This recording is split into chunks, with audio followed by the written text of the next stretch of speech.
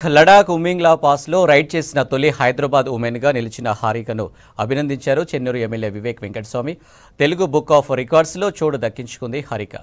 5 రోజుల ప్రయాణంలో వందల కిలోమీటర్ల నిర్మానుష్య రోడ్లపై బైక్ రైడ్ చేశారని తెలిపారు రైడర్ హారిక. ఎముకలు కొరికే చలిలో విపత్కర పరిస్థితులను తట్టుకొని 1200 కిలోమీటర్లు రైడ్ చేశారన్నారు. మరోవైపు ఆక్యుపంక్చర్ డాక్టర్గా సేవలు అందిస్తున్నారు హారిక.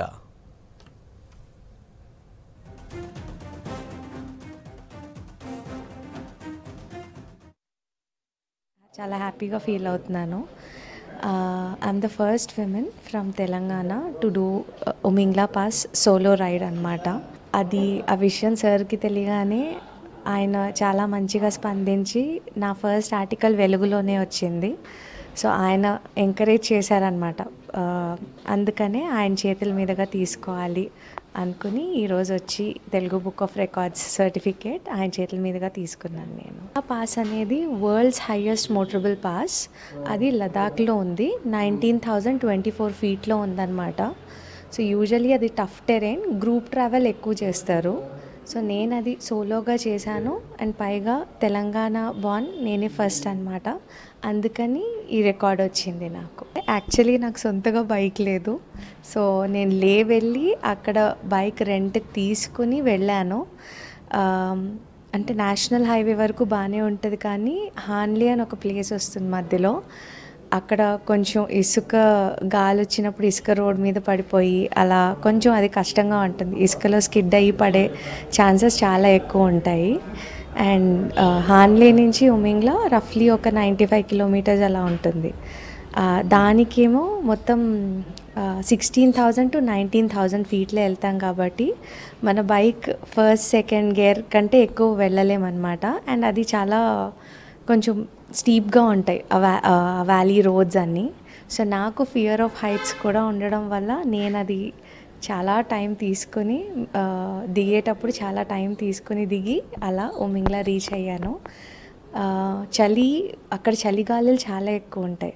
సో ఆ చలిగాలుల వల్ల నా రైట్ హ్యాండ్ అండ్ లో ఆక్సిజన్ లెవెల్స్ వల్ల నా రైట్ హ్యాండ్ ఫ్రీజ్ అయిపోయింది అనమాట పైకి వెళ్ళినప్పుడు. సో అది దిగేటప్పుడు చాలా జాగ్రత్తగా దిగాల్సి వచ్చింది. అంటే బ్రేక్స్ రైట్తోనే వేస్తాం కాబట్టి ఈ చేయి పెద్దగా పని చేయకపోవడం వల్ల కొంత బాగానే కష్టపడ్డాను. అంటే నా ఫ్రెండ్స్ ఒక 2 years బ్యాక్ గ్రూప్స్లో వెళ్ళేసి వచ్చారు అక్కడికి. వాళ్ళు డిస్క్రైబ్ చేసినప్పటి నుంచి ఉమింగ్లా పాస్ చూడాలి అన్న కోరిక ఉన్నింది. సో అలా ఇది అనుకోకుండా చేయడం జరిగింది. యాక్చువల్లీ ఇలాంటి టెరైన్స్లో గ్రూప్స్గా వెళ్ళడం బెటర్. ఎందుకంటే ఏదైనా ప్రాబ్లం వస్తే బైక్ రిపేరీ షాప్స్ అనేవి అలాంటివి ఏవి ఉండవు. అసలు జనాభా చాలా తక్కువ ఉంటారు ఆ రోడ్ మీద. హాన్లే మధ్యలో ఒక్క ఊరు వస్తుంది కొంచెం పెద్దది, మిగతా అన్నీ చిన్నవి, జనాలు ఉండరు.